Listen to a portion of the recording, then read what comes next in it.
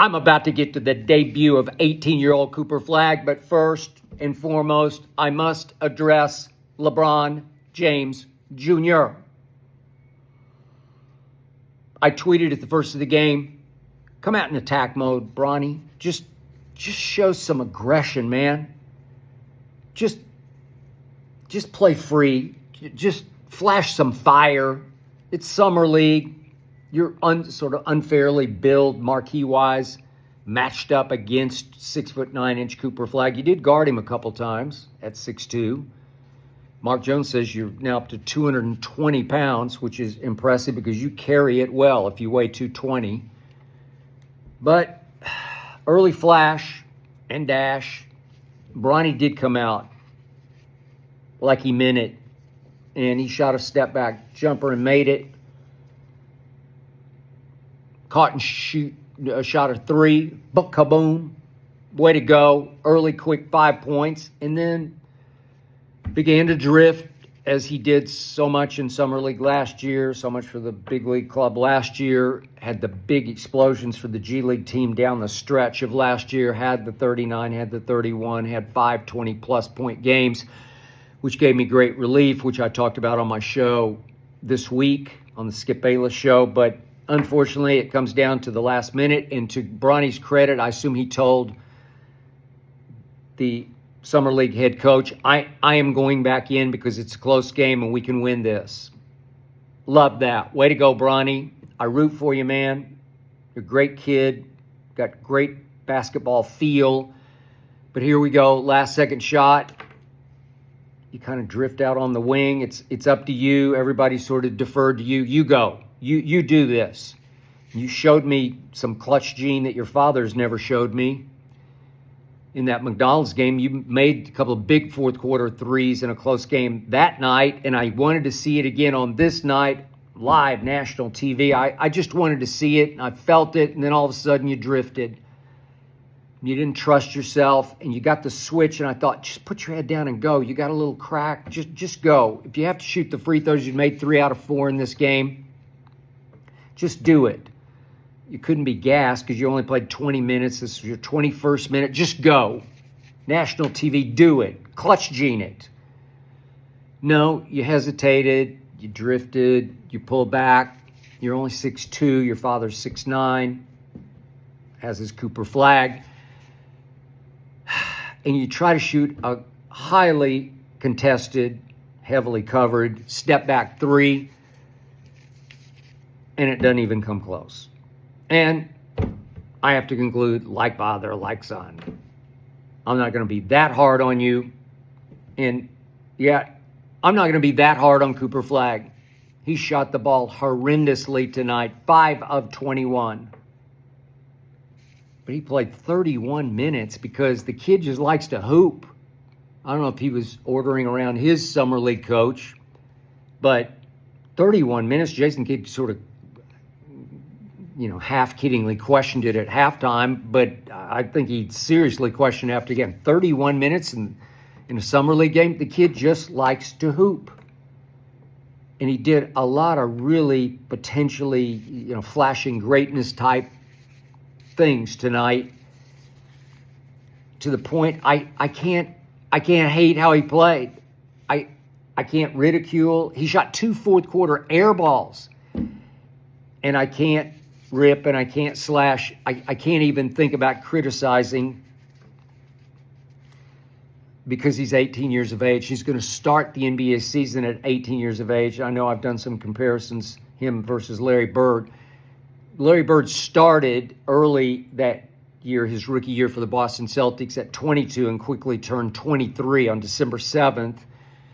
Larry Bird in his rookie year turned 23. On December 18th, Cooper Flagg will turn 19. So there's a 4-year gap between how they started. Larry Bird played 1 year at Indiana, but it didn't turn out to be a year because he quit and went home because he couldn't take Bobby Knight, and I don't blame him. But he played 3 more years at Indiana State. So Larry Bird came in 4+ years of maturity and growth and just becoming a man on Cooper Flagg. And Cooper Flagg's still skinny, but what impressed me the most is that Cooper Flagg had 1 late turnover One, where his feet went out from under him. He just slipped in the lane trying to create a shot. And that was it. So Jason Kidd was not kidding about Cooper Flagg, especially with Kyrie out for the first at least half of the year, maybe the All-Star break. Cooper Flagg is going to run the show because Cooper Flagg has more Magic Johnson in him than I had sort of gotten through my thick skull when he was at Duke, when I thought he was more of a scorer. And by the way, he shot 43% from the college three-point line in ACC games, including the tournament. 43%, as Tim Legler, my man, brought up tonight.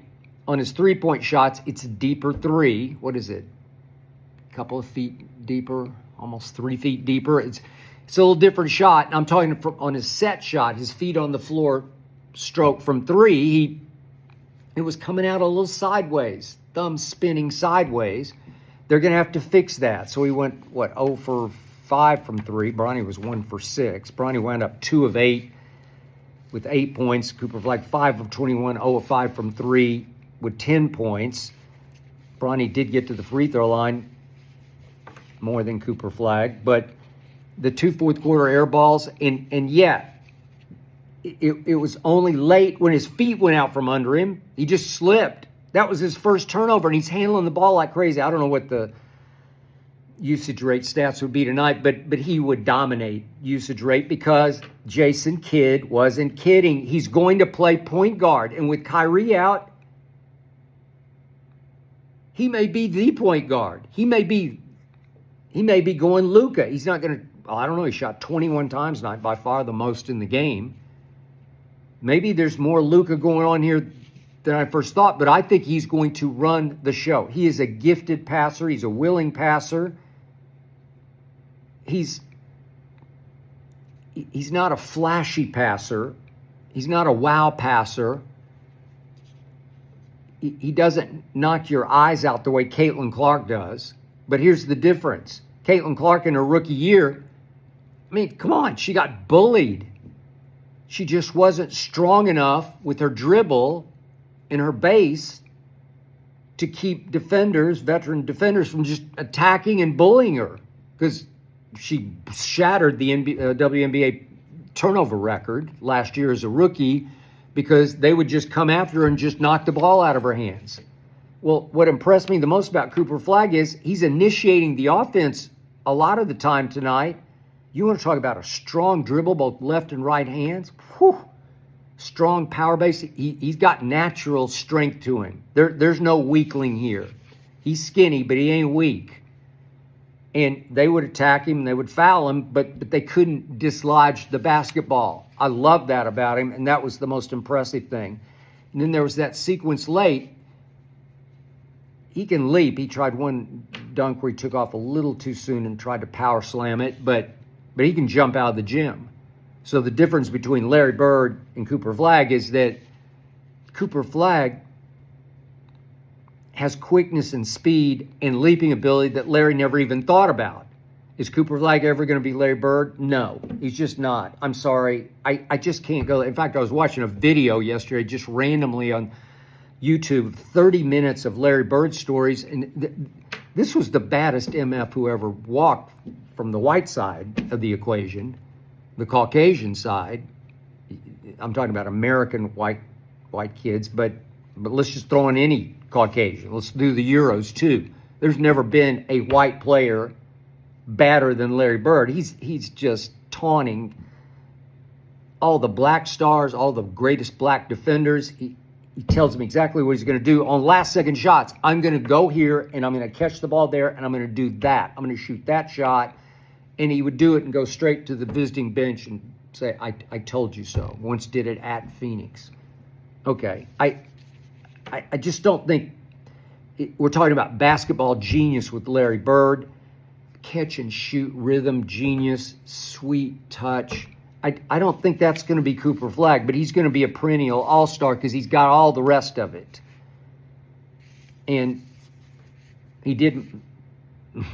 At one point, Bronny fouled him, and it was a reach-in foul, but Bronny was D'ing him up at 6'2", 220 pounds.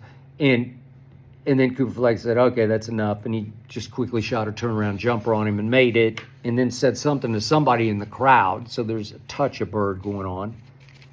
But the play of the game came late. 102 left. Cooper Flagg, weak side block, and it was a game saver. And then led the break to the other end and knew that Ryan Nembhard, not Andrew Nembhard, but Ryan, Andrew was in the front row watching his little brother, Andrew can play. And Andrew's trailing, and Andrew had a hot hand all night long, and Cooper Flagg, eyes back of head, knew to just turn and flip back to him for the wide open three that he made that won the game, thanks to Bronny's late miss. But that's the play. There was the block, so that was the one block that he had. And Cooper Flagg, again, it's 31 minutes, but he had 4 assists with teammates he didn't seem to have any real feel for. He had 3 steals, the block, and only 1 turnover, and handled the ball so much with 1 turnover. And how about the first play of the game? How about this? They win the tip to Dallas, and so the ball goes to Cooper Flagg, and he's going to dribble it up the floor and cross half court. And the Lakers jump him. They blitzed him with a double team before he got to half court. Handled it well, immediately just picked up his dribble and popped it right over there. He's 6'9". It's like LeBron. You can just see over everything. It's like magic. You can see over the defense. You can see who's open. Cooper Flagg's going to be really good.